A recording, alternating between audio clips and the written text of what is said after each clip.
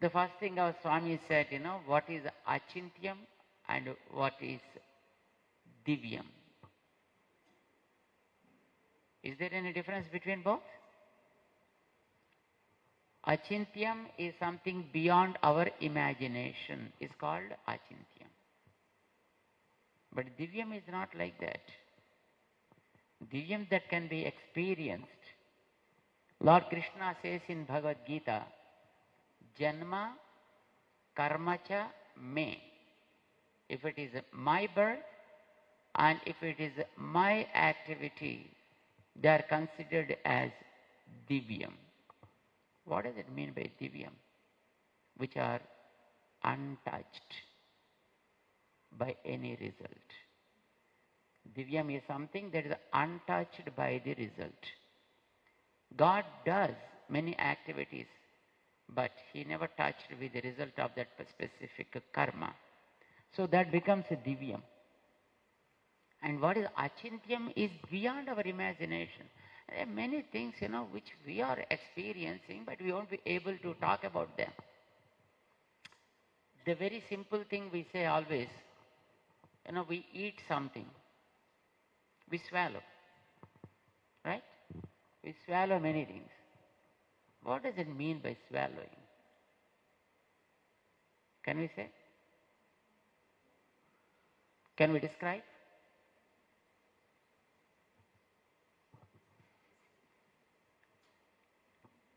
We are eating. Every day we are eating and we are drinking and we are swallowing so many things. But can we describe it? Huh? Of course, the Nayayikas, they have given a wonderful definition for that. Gala, Bila, Adhodesa, Samyoganukula, Vyapara Visheshaha. Vyapara Visheshaha. This is Galam. What we call it, this is throat. So this is called Galam. There is a hole. Hole is called Bilam. There is a Bilam. So Gala Bilam. And you put something in the top and it go down from the bottom hole. Right? So if it is gone, then it is not swallowing. If it is only on the top, it's not swallowing. If it is in the mouth, you won't be calling it as swallowing. And if it crossed, you won't call it swallowing. Correct? If it is injected, Uh-huh. But no, it's not swallowing. It's only injecting.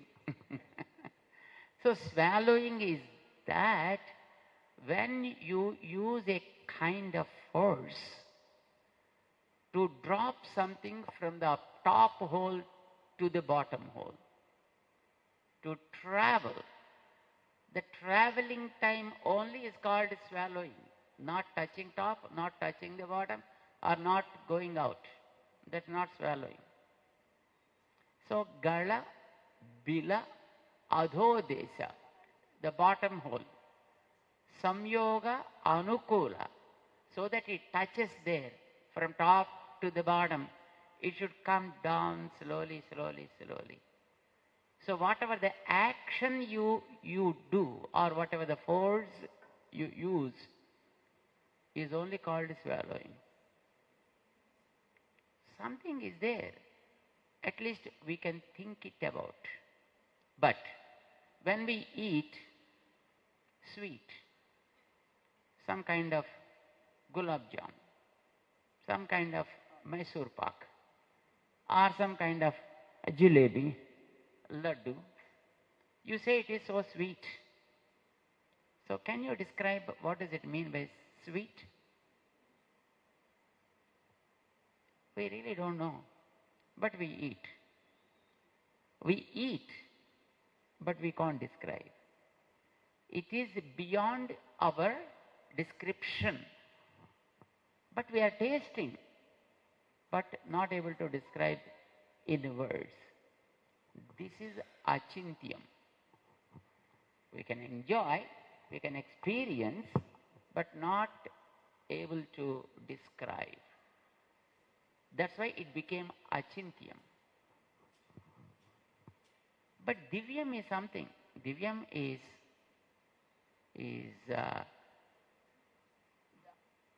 something so beautiful, something blissful, and especially untouched by the karmic forces. God takes janma, but our janma is something different, because through this janma, either we add our karmas or delete our karmas. That is what this is for. But his is not like that. Though he takes the janma, but the janma doesn't bind him with any kind of karma.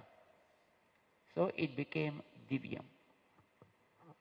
Whichever is untouched by the worldly forces, by the karmic influences, is called Divyam. So that is Achinthyam and Divyam. That is the nature of the jnanam that Natthayanam Swami possesses. Achintya, Adbhuta, Aklishta, Jnana, Vairagya, Rasi is the embodiment of Jnanam and Vairagyam and Bhakti, which are Achintyam and also Divyam. I think probably for that reason the title is given to Swaminatha Swami, and of course he presented it in a very nice way, and we all experienced that. And the other thing is about the Buddi. What does it mean by Buddi? Buddhi is also a kind of jnana vikaram only. Buddhi is when it is confirming something, it's called Buddhi. When it is in a state of flux, it is Chitta. So Buddhi Paricheda from the Natthayanam Swamiji's works was tried to probably explained to us by Vasudevan Swami in the way it is presented by our acharyas. But of course, for us to understand that, we need a few months. We should be staying with him in tutelage, and then we have to learn it. Then only we can understand probably those terms and the description of those terms. But fundamentally, Buddhi is what we need to understand. It is a jnana vikaram, it is the gunam, it is the quality. Our Swami asked the Swamiji that how you say or you claim that jnanam is Dravyam, no? Because Dravyam is something which is an object. Dravyam means an object. Gunam is a quality. That becomes a quality which has the moments, which has what we call that prasara. And Dravyam is something, of course, Dravyam is also a physical substance, basically. But for Athma, our scriptures said it has two things in it. One, it is a Dravyam, other one is it is a quality also. Quality always depending upon the object, on the material and the matter, let us say. It depends upon the matter, and it's a quality. But jnanam is in two forms. It is a Dravyam and also it is Gunam. So they have differentiated with names. Atma and Paramatma, these two are Dravyams. They considered them as Dravyas. The difference is the God whom we call as with different names like the Paramatma or Narayana, what Acharya said, is Vibhudravyam. Vibhudravyam means all pervasive. But Athma is not like that. Athma is Anudravyam. It is Anu. Esho Anuhu Atma. So that is how it is described that Atma is Anu. But it is Dravyam. It has quality called Jnanam. But that Jnanam has the quality of spreading or contraction and expansion. Contraction and expansion. What is the loss if Atma also has the contraction and expansion? Whichever matter has the contraction and expansion becomes temporary. It never becomes permanent. Because when there is an expansion and contraction, then it loses its own form in course of time. But scriptures only said that Atma is eternal. It is Nityam.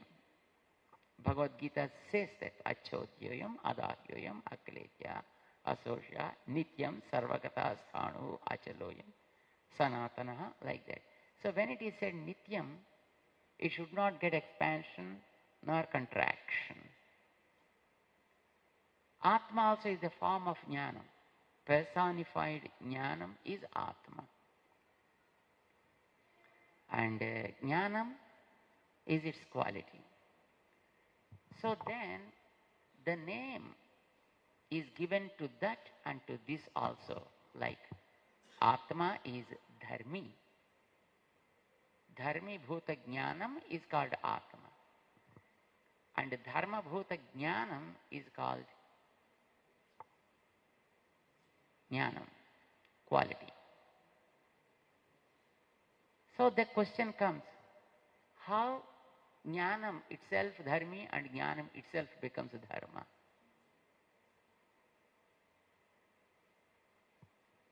We take light, Deepam.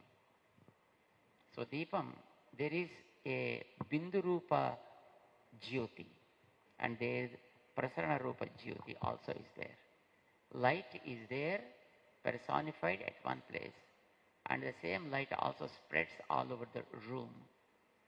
That is also Tejas, this is also Tejas. That is Tejodravya, this is also Tejodravya. But that depends upon the Bindurupa Jyoti. And other one is spreading or it is expanding and also it is being, reduced also. Wherever if you put something then it gets reduced, otherwise it's expanded. So expansion and contraction are there with the Tejas. They are not there with this Tejas. So this is called Dharmi Bhuta Tejas. Whatever that spreads is called Dharma Bhuta Tejas. That is Dravyam, this is also Dravyam. One Dravyam becoming quality, other Dravyam becoming the Dravyam, the object.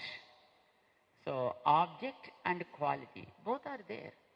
One is depending upon other. So then there is nothing wrong in it. Same with Atma also. Example is not 100% matches, with this. It's only simile sake, it's given like that. No example can be taken for the sake of Atma. We have to remember that. Because altogether it's a different tattva. Whatever examples we take only from the nature. Nature is Achit.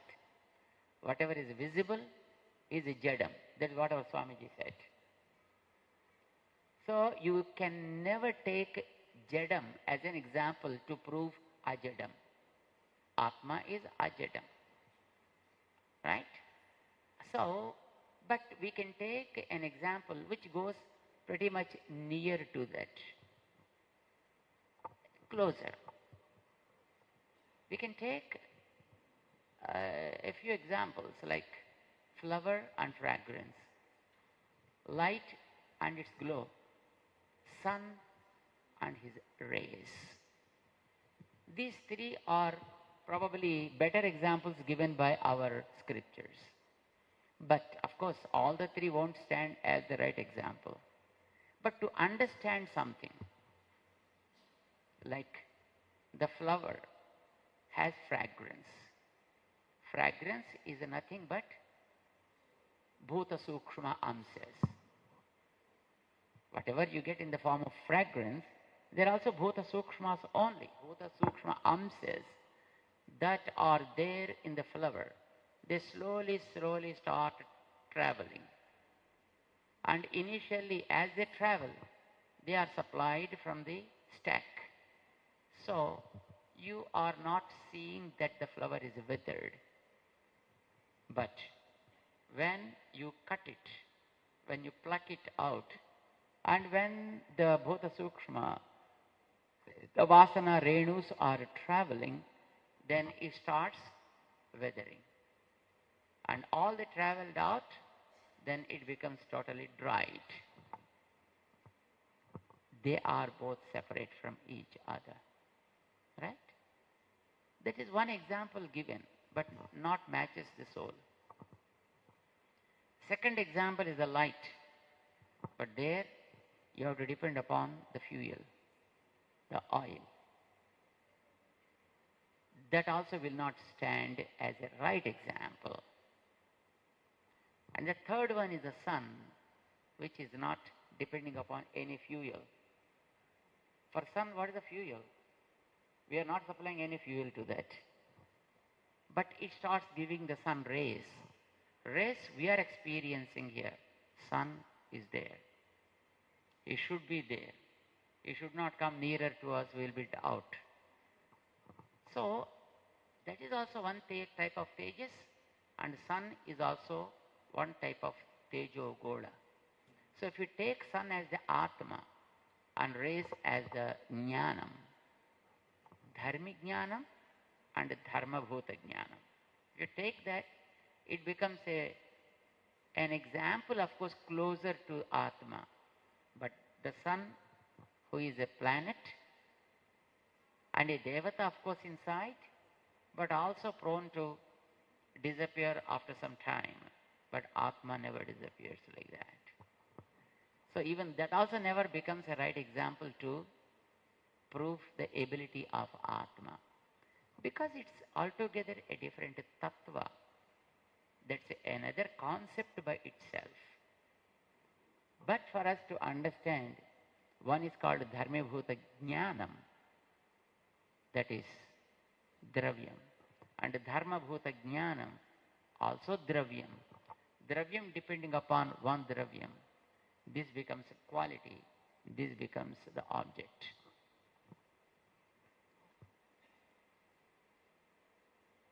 The only difference is, the one that spreads, it cannot understand. The one cannot spread, can understand. That's only the difference. It knows by itself. But the jnanam that spreads cannot understand. So it became quality. So this became the object. It was decided as a separate concept by itself. There is Atma and there is jnana. It's a very deep topic, and Swamiji dealt with it, so nice. I'm so happy for that. And our Swamiji talked about Jada Padartham, everything that we see in the nature, all that is Jadam. And it was proved, of course, in accordance with the Shastra, because scriptural procedure is something different. What we talk in loose terms is something different. We talk with loose terms so that we can understand. But what the Swamiji talked about is something, according to the scriptural recommendations according to the rules of the scriptures. So that is how Swamiji spoke about Jada Tattva Nirupanam. Jadam is inert object. Everything that is inert object only in this world, whatever just we see, whether it is in the form of visible or invisible form, but all this is called Jada. Has no self-illumination, no self-portrayal, but depends upon something else to prove its existence, is called,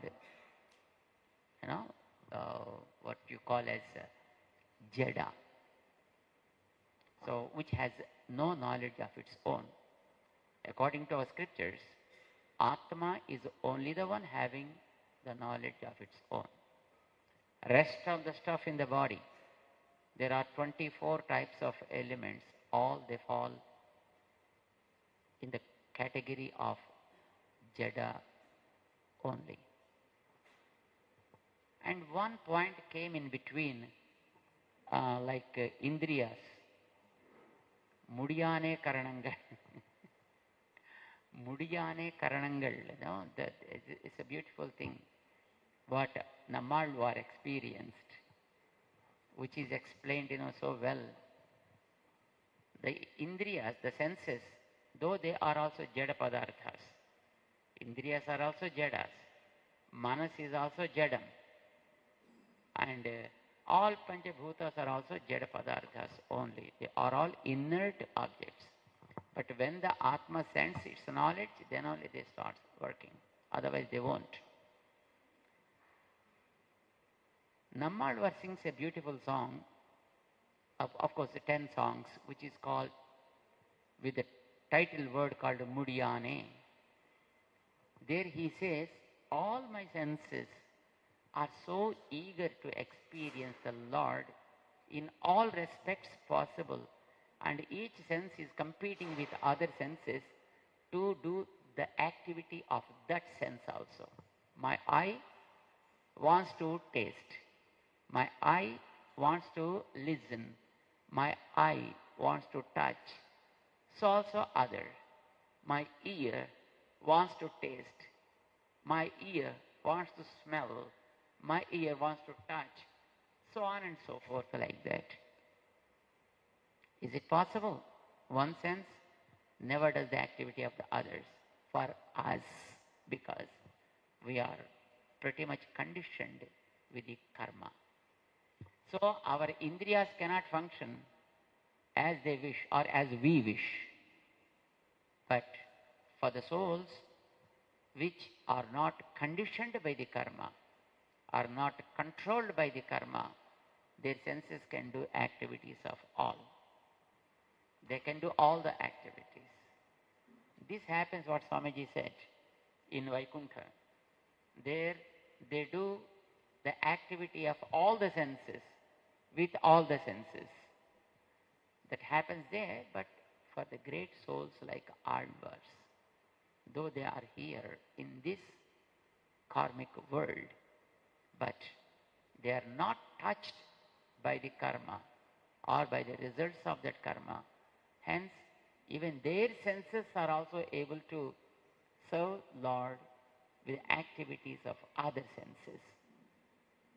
That is the greatness of those great souls. Though they are Jada Padarthas, but they take the quality of Ajadam because of its touch, and then they start working like that. It's a wonderful question posed and wonderful answer given by our Acharyas also. And finally, our Madhavan Swami explained so well in a very tasty language, in a very flowery language of Tamil, because he is a Tamil master. So his Tamil is so sweet to listen. So very beautifully he presented how Nammalvar gave Divya Prabandhas, and Nathamuni became the founder of Bhakti Sampradaya. Because it is the Nammalvar gave the Bhakti Sampradayam through the songs of Alvars. Otherwise, he already mastered the Vedas. He already mastered the scriptures. He knows all the Itihasas and Puranas. But knowing is something different. Enjoying them is something different. Nathamuni Swami was very deep with Bhakti, Jnana and Vairagya. But after listening to Nammalvars and other Alvars songs, he was able to taste them. I'll give you one example. In Ramayana, Rishis were meditating on Omkara since ages. Since ages. They know what Omkara is, they know what the meaning of Omkara is, and they were doing so. They did not get any kind of experience.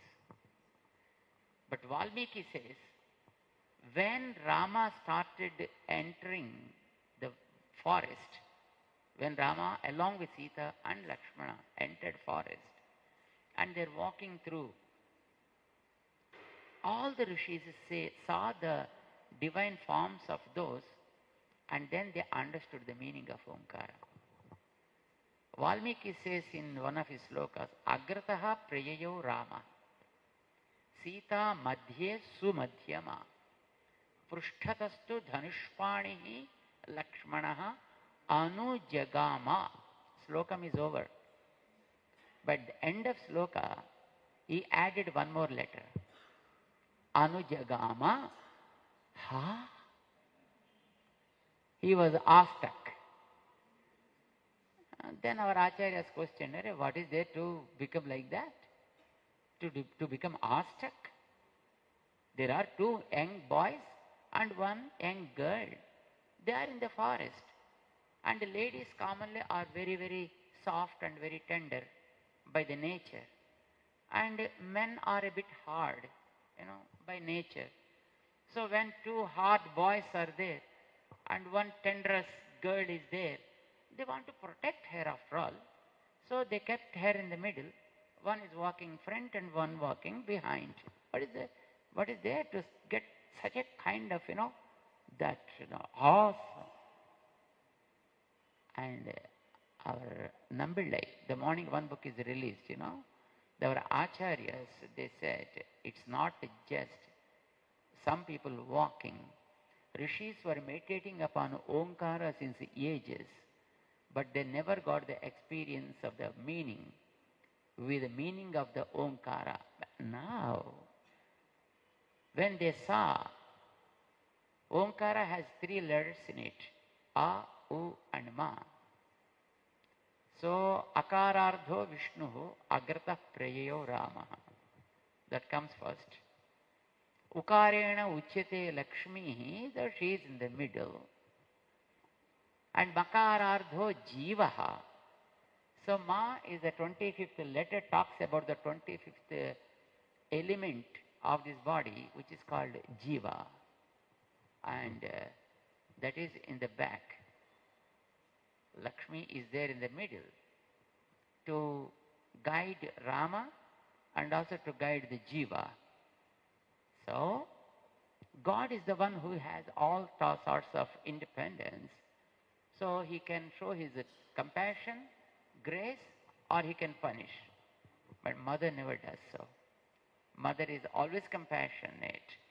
And Jiva needs that compassion. And of course, Jiva is always sinful. So when the sinful Jiva wants the grace of God, he needs a mother to be in his front or as the mediator to talk about him. So she, being in the middle, able to console Jiva and also able to convince God. And then she saves the soul. This they found as the meaning of Omkara. A, U, Ma. This is what Om is all about. God, with the support of Mahalakshmi, always saves the souls. He is always for the sake of soul. This is what Omkara talks about. This was perceived by the sages, and then they all Mangalani Prainjanaha Pratyagruhan Dridhavrataha. Then they started offering Mangala Sasnam to the Lord, to the Rama, to Sita, and to Lakshmana. This is what Valmiki says. Knowing is something different. Experiencing is something different. Nathamuni Swami knows all the Vedas. Nathamuni Swami knows all the Itihasas and Puranas and scriptures. But the experience he got after listening the Divya Prabandhas, after getting the Divya Prabandhas from Nammalvar, then he was able to experience the different aspects of those Vedas and the scriptures. This happened to him because of just finding one song, as Swamiji rightly mentioned, when he listened to the word Aravamude. And he also knew that there are 1,000 similar things. And then he went there, tried for it, did penance, got the grace of Nammalvar in the form of Archamurti, in the form of a deity. And then there he gave the Upadesam to Nathamuni Swami, but he did not leave the place. Still he was sitting.